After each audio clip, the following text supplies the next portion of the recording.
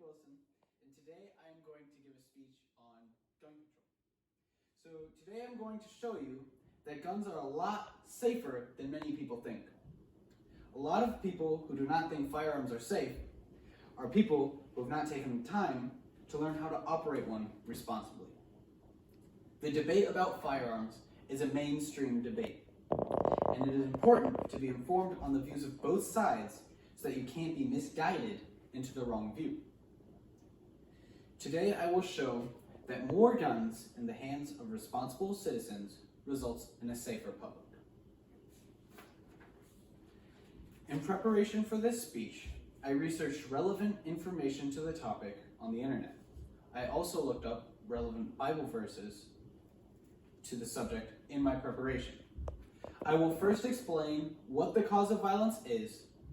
Then I will talk about why banning guns does not prevent sin. Last, I will show why more responsible gun owners results in a safer public. Now for my first point. Guns do not cause violence. Sin does.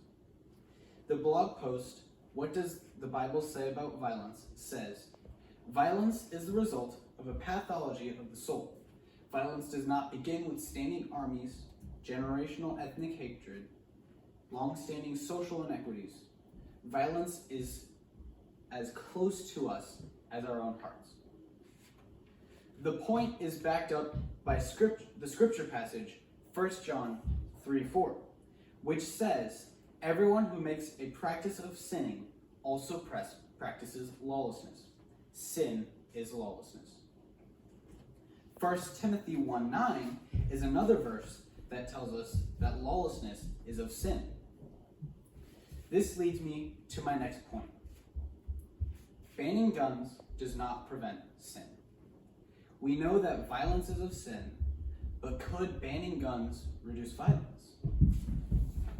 Since violence is a result of sin, and all people are sinful, Romans 3:23, guns are unnecessary for violence. Therefore, banning firearms cannot prevent sin. People would just find something to use other than guns for their acts of violence. We see evidence of this in countries such as Luxembourg that have banned guns, as demonstrated in the article, do countries with stricter gun laws really have fewer homicides? John 8:34 tells us that we are slaves to sin.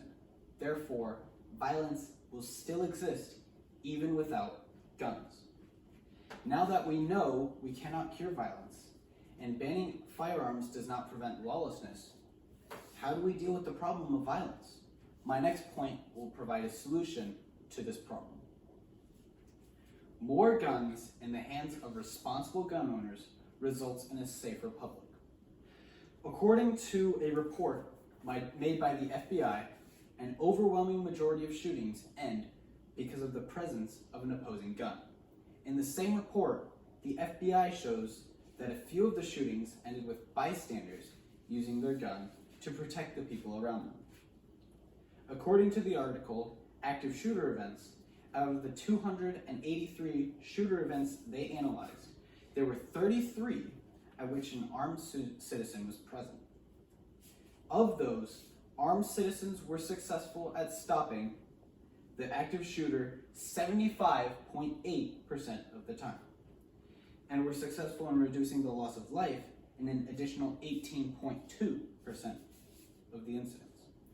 In only 2 of the 33 incidents was the armed citizen not helpful in any way in stopping the active shooter or reducing the loss of life. Therefore, logically, if you increase the amount of responsible gun owners, you increase the chance of a responsible gun owner being at the scene of a shooting as it begins. This increases the chance of the shooter being stopped before they can cause any loss of life. This brings me to my conclusion. I reminded you that sin is the cause of violence. I explained that banning guns does not prevent sin. I also reasoned that more responsible gun owners results in a safer public. In doing so, I showed that more citizens own guns responsibly. If more citizens own guns responsibly, the public will be safer. Death is a serious fact of life.